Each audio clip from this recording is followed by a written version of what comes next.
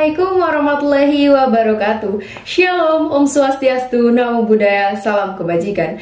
Dewan juri yang terhormat serta insan yuris yang berbahagia, perkenalkanlah saya Widya Astuti selaku pembicara pertama yang akan mendudukkan mosi perdebatan kita kali ini dalam ranah akademik konseptual dan akan menyampaikan konklusi serta solusi. Adapun rekan saya Muhammad Faris selaku pembicara kedua yang akan memaparkan argumentasi dalam ranah yuridis normatif yang kemudian akan dielaborasi lebih lanjut oleh pembicara ketiga kami, yakni Adisa Hanifah dalam ranah empiris dan studi komparatif.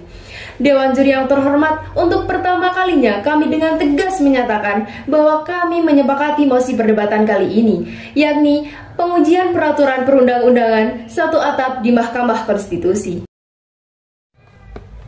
Lex prospicit, non respisit. Hukum melihat ke depan, bukan ke belakang. Assalamualaikum warahmatullahi wabarakatuh. Shalom, Om Swastiastu, Namo Buddhaya, dan salam kebajikan.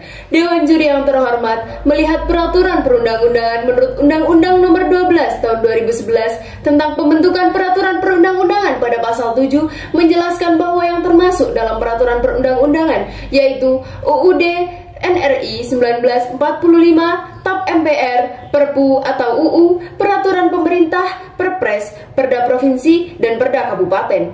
Dewan juri yang terhormat, berangkat dari pengertian tersebut, yang dimaksudkan dari mosi perdebatan kali ini ialah pengujian peraturan tertulis dari yang tertinggi hingga yang paling bawah berada dalam naungan Mahkamah Konstitusi. Akan tetapi, nyatanya di Indonesia, kewenangan melakukan pengujian perundang-undangan berada pada dua lembaga, yakni MA atau Mahkamah Agung dan MK atau Mahkamah Konstitusi. MA melakukan pengujian peraturan perundang-undangan di bawah undang-undang terhadap undang-undang, sedangkan MK melakukan pengujian undang-undang terhadap UUD NRI 1945. Dewan juri yang terhormat, melihat hal tersebut, maka akan menimbulkan putusan yang beririsan antara MA dan MK seperti pada kasus konflik peraturan KPU nomor 15 tahun 2009. Belum lagi, penantian panjang keputusan yang tidak jelas pangkal ujungnya dibuktikan dari perkara yang diselesaikan MA tiap tahunnya hanya 1 hingga 2 gugatan dan 3 perkara. Disinilah pengujian peraturan perundang-undangan judicial review atau judicial konstitusional harus diletakkan satu atap pada pundak MK agar konsepsi negara hukum Indonesia tidak saja hanya berlaku pada level nasional tetapi juga menjadi sandaran bagi masyarakat di setiap daerah. Berdasarkan hal tersebutlah urgensi mengapa kami menyetujui mosi perdebatan kali ini adalah yang pertama, adanya dualisme hukum, di mana dualisme hukum yang dimaksudkan ialah dapat timbulnya pertentangan substansif antara putusan MA dan putusan MK. Karena itu, sebaiknya sistem pengujian perundang-undangan ini di bawah naungan MK, sebab MK merupakan tombak pengujian konstitusi di Indonesia. Yang kedua, apabila pengujian perundang-undangan berada pada naungan MK, maka akan mengurangi beban pada MA.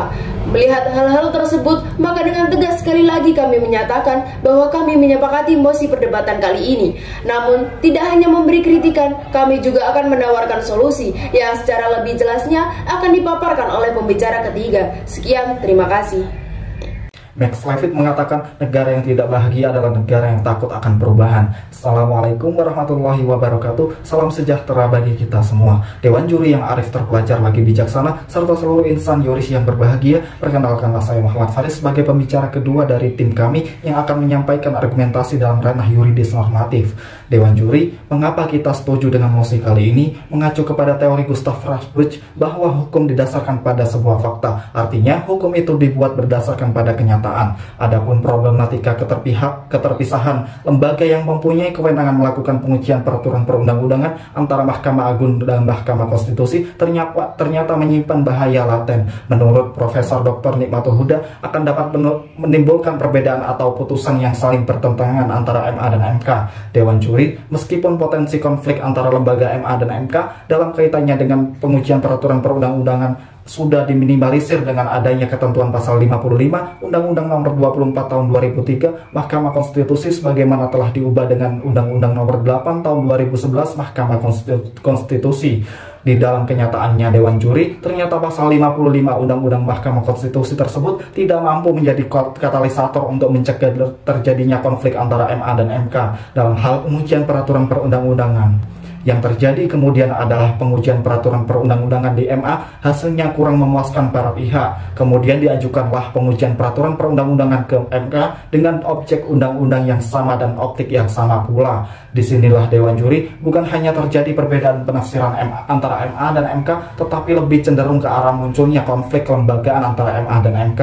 Hal ini terjadi dengan adanya perkara metode perhitungan sisa suara pemilihan umum atau pemilu tahun 2009, yang dimana putusan Mahkamah Konstitusi terkait judicial review atas Undang-Undang Nomor 10 tahun 2008 tentang pemilihan umum anggota DPR, DPD, dan DPRD yang menyatakan bahwa pasal 205, 211, dan 212 undang-undang dimaksud dinyatakan bertentangan dengan konstitusi. Sementara sebelumnya pasal tersebut sudah dijadikan Mahkamah Agung sebagai batu uji dalam perkara judicial review terhadap peraturan Komisi Pemilihan Umum atau PKPU terkait dengan masalah persiapan calon legislatif terpilih. Dari kasus itu pun terlihat jelas Dewan Juri bahwa putusan Mahkamah Agung yang membatalkan PKPU menjadi kehilangan landasan hukum dan jadi tidak ada artinya sama sekali.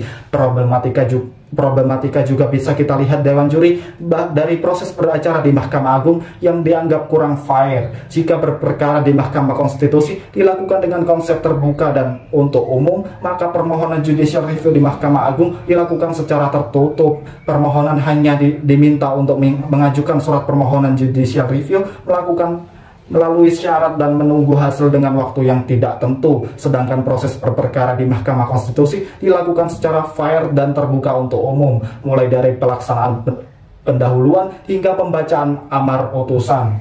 Sebagaimana dalam pasal 5 ayat 1 Undang-Undang Dasar Negara Republik Indonesia tahun 1945, peraturan pemerintah merupakan produk hukum yang dikeluarkan oleh Presiden. Sedangkan pasal 6A Undang-Undang Dasar Negara Republik Indonesia tahun 1945, Presiden sendiri adalah sebuah jabatan dan lembaga yang juga merupakan kepanjangan tangan dari konsep kedaulatan rakyat karena dipilih secara langsung oleh rakyat. Oleh karenanya, kembali ke konsep bahwa produk kedaulatan rakyat harus dilakukan sesuai dengan Undang-Undang Dasar Negara Republik Indonesia pada pasal 1 ayat 2 Undang-Undang Dasar Negara Republik Indonesia tahun 1945, peraturan pemerintah dan bahkan semua peraturan perundang-undangan seharusnya dapat diuji koherensi, konsistensi dan sinkronisasinya dengan Undang-Undang Dasar. Memperhatikan problematika konflik kelembagaan antara MK dan MA tersebut justru malah semakin menunjukkan bahwa kewenangan pengujian peraturan perundang-undangan yang ada di MA dan MK tidak akan mampu untuk menciptakan sinkronisasi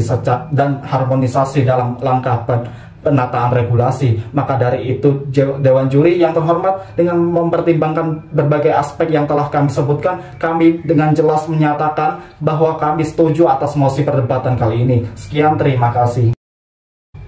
Fakta sunt potentiora verbis, perbuatan atau fakta lebih kuat dari kata-kata. Shalom, Om Swastiastu, Namo Buddhaya, salam kebajikan bagi kita semua. Dewan Juri yang arif lagi terpelajar, serta para pemerhati hukum yang budiman, posisi kesepakatan kami dalam mosi perdebatan kali ini telah sangat jelas disampaikan oleh pembicara pertama kami, yang mana sejatinya kami mendukung pengujian perundang-undangan satu atap di Mahkamah Konstitusi, yang kemudian akan saya elaborasikan dalam ranah empiris dan studi komparatif. Melanjutkan bangunan argumentasi kami, menurut hasil penelitian disertasi Zainal Arifin Hussein, dilihat dari segi praktis, efisien, dan efektivitas, juga dapat dikatakan pengujian peraturan perundang-undangan di MA berjalan sangat tidak efektif, karena rata-rata perkara yang diselesaikan per tahun antara 1 sampai 2 gugatan dan 3 perkara permohonan. Sebaliknya, MK justru lebih produktif karena hanya dalam waktu kurang lebih dari 1 tahun dapat menyelesaikan 22 perkara, seiring dengan berjalannya Mahkamah Konstitusi sejak pembentukannya dari tahun 2013 hingga saat ini tercatat sejumlah 552 undang-undang telah diuji dan 1047 putusan telah dihasilkan, yang diantaranya sejumlah 239 permohonan dikabulkan dan 361 permohonan ditolak, selebihnya tidak diterima dan ditarik kembali. Selain itu, hukum acara pengujian peraturan perundang-undangan di Mahkamah Konstitusi lebih terbuka dibanding dengan hukum acara pengujian peraturan perundang-undangan di Mahkamah Agung. Menurut Jimli Asidiki, ada 4 alasan yang menyebabkan dualisme pengujian peraturan perundang-undangan menjadi tidak ideal. 2 di antaranya yaitu, yang pertama, secara hipotesis dapat timbul pertentangan substantif antara putusan MA dengan putusan MK. Oleh karena itu, sebaiknya sistem pengujian peraturan perundang-undangan di bawah konstitusi diintegrasikan saja di bawah Mahkamah Konstitusi agar masing-masing lembaga fokus dengan kewenangannya masing-masing, yang mana MA menangani persoalan keadilan dan ketidakadilan bagi warga negara, sedangkan MK menjamin konstitusionalitas keseluruhan peraturan perundang-undangan. Yang kedua, jika kewenangan pengujian materi peraturan di bawah Undang-Undang Dasar Negara Republik Indonesia tahun 1945 sepenuhnya diberikan kepada MK, tentu beban MA dapat dikurangi. Oleh karena itu, menurut Zainal Arifin Hussein, secara kelembagaan perlu segala bentuk pengujian peraturan perundang-undangan didesentralisasikan dalam satu lembaga negara, seperti yang dipraktikkan di negara federal Jerman, agar fungsi pengujian peraturan perundang-undangan dapat jalan secara efektif dan efisien. Di samping itu, untuk menghindarkan konflik hukum, Dewan Juri yang terhormat, mari kita melakukan studi komparatif. Austria merupakan salah satu negara yang sudah menerapkan praktek penanganan kasus judicial review di Mahkamah Konstitusi sejak tahun 1920. Secara sistematis, model ini menerapkan wewenang eksklusif mengontrol konstitusionalitas sebuah peraturan perundang-undangan terpusat di Mahkamah Konstitusi, dan dalam pemahaman model Austria ini hakikatnya ada dua prinsip yang saling berkaitan dan mendukung, yaitu prinsip supremasi konstitusi dan prinsip supremasi parlemen. Yang keduanya itu adalah buah dari dianutnya prinsip-prinsip pokok negara hukum yang sebelumnya bermuara dari ajaran Rechtsstaat dan the rule of law. Di antara kewenangan MK Austria, dua diantaranya adalah untuk menguji konstitusionalitas undang-undang dan menguji legalitas peraturan administratif. Dengan hasil data yang diperoleh, MK Austria menerima perkara antara 2.000 hingga 3.000 kasus setiap tahunnya, yang mana 90% dari kasus tersebut adalah berupa perkara dalam dua kewenangan MK. Dewan Juri yang terhormat, menurut teori von Steuffenaufbau der Rechtsordnung yang dikemukakan oleh Nawiaski, yang merupakan penyempurnaan Steuffenaufbau teori yang dikembangkan oleh Hans Kelsen, dalam susunan norma pertamanya menyatakan norma tertinggi yaitu yang menjadi dasar bagi pembentukan konstitusi atau undang-undang dasar dari suatu negara. Dalam hierarki perundang-undangan bahwasanya aturan di bawah dengan aturan di atas memiliki korelasi. Lalu bagaimana mungkin aturan yang saling memiliki korelasi ditafsirkan dan diuji oleh dua lembaga yang berbeda?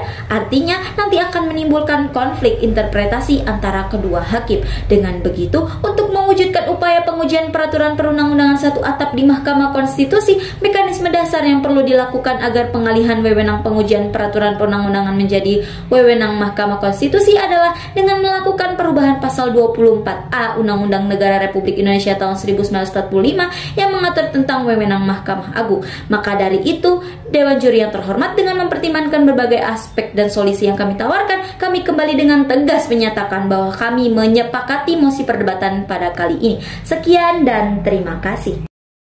Dewan Juri yang terhormat, serta insan yuris yang berbahagia, sampailah kita di akhir perdebatan yang mana pembicara pertama, kedua, dan ketiga dari tim kami telah menyampaikan poin-poin argumentasi secara apik dalam ranah filosofis, yuridis, dan empiris. Karena tanpa ketiganya hanyalah mayat-mayat hukum, menurut Sajipto Raharjo.